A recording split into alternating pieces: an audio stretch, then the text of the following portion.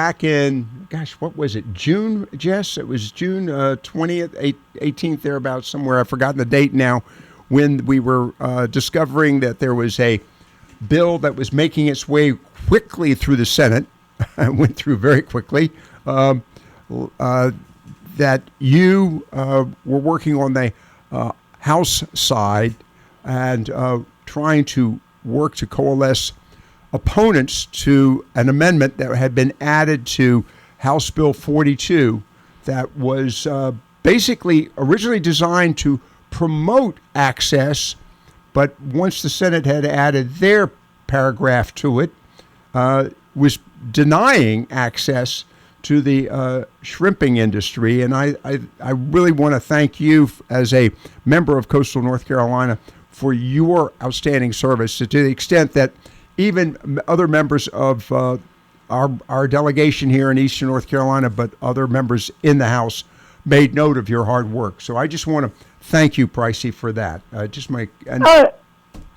I mean, it was the right thing to do. It was terrible. It was terrible policy, but the way it came about was the worst sort of process abuse that I'd ever seen in the legislature. And so I was glad to fight it on all grounds. But I love seeing men and women making a living off the water. I love to eat seafood. I don't want to ban anybody's ability to do that. So I was happy to help. Well, and you know, it's the other aspect, and one of the reasons why I really wanted you on this afternoon is you're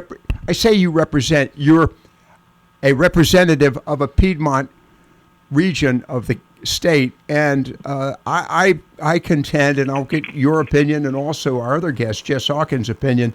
I think for the most part, it's something that the issues that we deal with here in Eastern North Carolina and coastal regions of the state, it's an issue that many that represent other regions of the state don't fully understand. And before I go to Jess Hawkins on that, would you agree or disagree on that comment?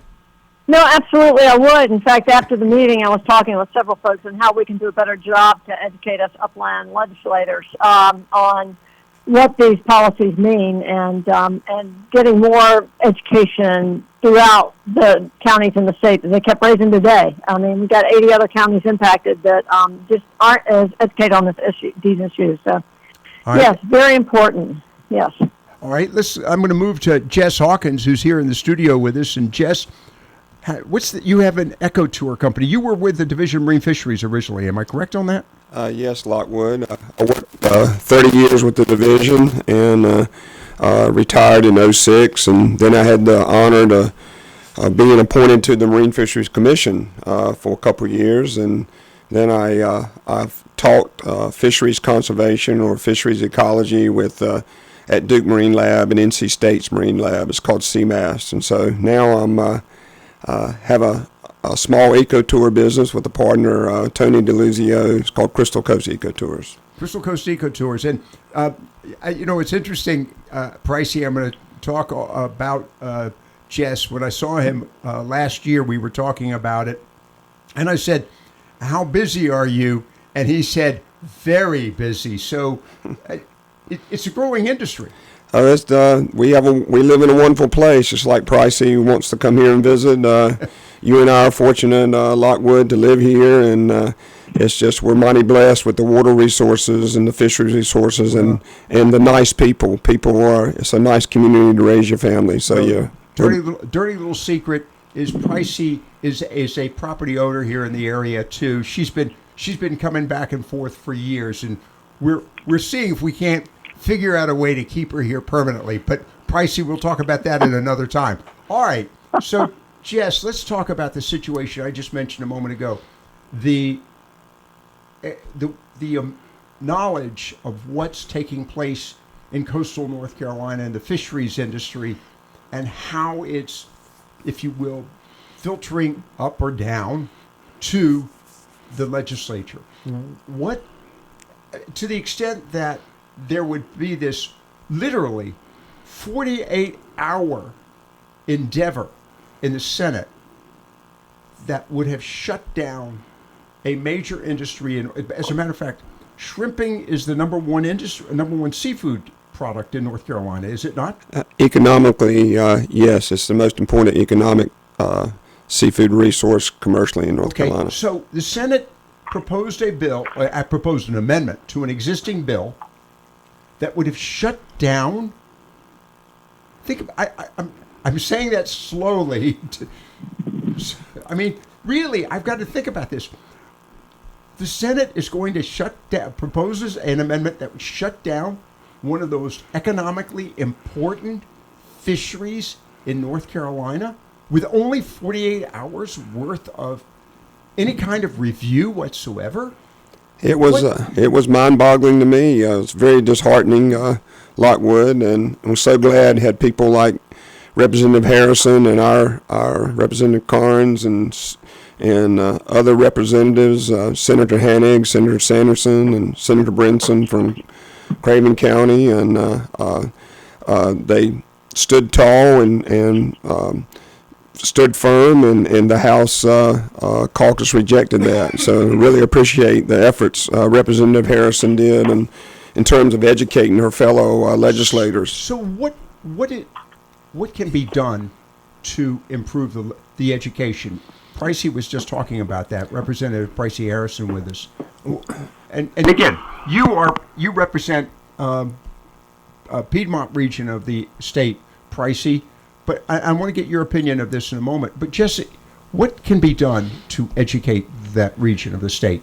Well, my comments to the coalition today emphasize seafood consumer education, and so the agency I used to work with, we did very little education. We had a small education department that worked with school groups, but in terms of adult education, that mainly occurred through an advisory committee process and through the Marine Fisheries Commission, and that process has been corrupted the last 15 years. It's not nearly as active as it was when I was there, and so my thoughts are we have a wonderful agency that advocates for seafood marketing in the Department of Agriculture, and the Commissioner of Agriculture supports that, and so I'd love to see more resources to agriculture to help with seafood education, and we have some wonderful nonprofits such as NC Catch and Carteret Catch. I'm a member of both of those groups, and they can work hard in educating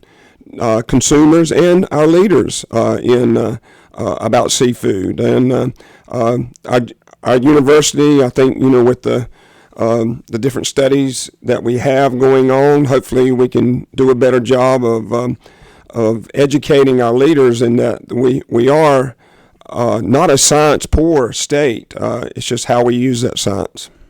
Pricey, before we go to the break, your thoughts on both what Jess has just mentioned, Jess Hawkins with us here in the studio, and Pricey Harrison representing North Carolina House District 61, which is Guilford County.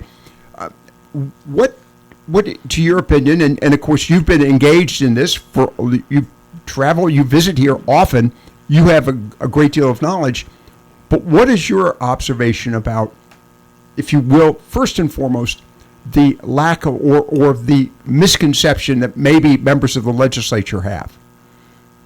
Well, I think first I want to endorse what Jess said, because the Got to Be NC program at Agriculture has a lot of marketing money, and I do think some of it should be set aside for promoting our seafood, local seafood, and label our local seafood too. But as far as legislators go, so you're right. I mean, I spent a lot of time down here. I was on the Coastal Resources Commission, on one of the advisory committees of marine fisheries. I was at Duke and Carolina Marine Sciences Board. So I interacted a lot with the scientists and fishermen and biologists who work on these issues. So I have a pretty good understanding, but there are a lot of my colleagues who have had that experience, especially outside the coast. So I've been trying to get folks down here to kind of educate them on these issues. And I think once you sort of experience it firsthand, you have a deeper understanding, and it's easier than hearing it in the abstract. And you've got lobbyists up in Raleigh who write your campaign checks and want you to vote a certain way. It's easier when you know what you're up against. So I'm all for getting folks down here to let them experience our wonderful coast. And one of the things that Glenn pointed out was this constant drumbeat of bycatch and all of the threats that the shrimping industry represents to the ecology, to the environment, etc. And I think that, and we have to acknowledge here, when you were working in the Division of Marine Fisheries, Jess, the work that Division did, along with Sea Grant and UNC and NC State, in developing improved trawling methods, the TEDs, turtle extruder devices, the birds, bycatch reduction devices, and also the work on the design of nets and all of the work that's been done. One of the things that's been frustrating the commercial fishing industry is the use of outdated, inaccurate misinformation. And so I think that's also part of the problem, is it not, Jess? Very much so. That some of the nonprofits that have a lot of resources are conveying messages that misrepresent what's actually happening in North Carolina. And so they're evidently fairly well funded, and they're definitely persistent, and that's what led to the General Assembly believing the things that they did. And so very few people know we were the first state to formally classify nursery areas to protect them from development and fishing practices. Very few people know that we were the first state to require finfish excluders. Very few people know that we have enhanced that, and we have the strongest finfish excluder restrictions in the whole country. And so we're leading the nation in that. Very few people know that about half of the waters that we have in the inside are closed to trawling, either to protection of habitat or because they wouldn't be useful to try to catch shrimp. And so it's very frustrating, and so because those are the facts. And we have shrimp management plans that have been produced at least 3 times that discuss these issues, but yet people still want to go to their elected officials and say, this will fix everything, and it's not true, and it's also inaccurate. Pricey, again, and I appreciate you taking the time to be with us. To you too, Jess, very much.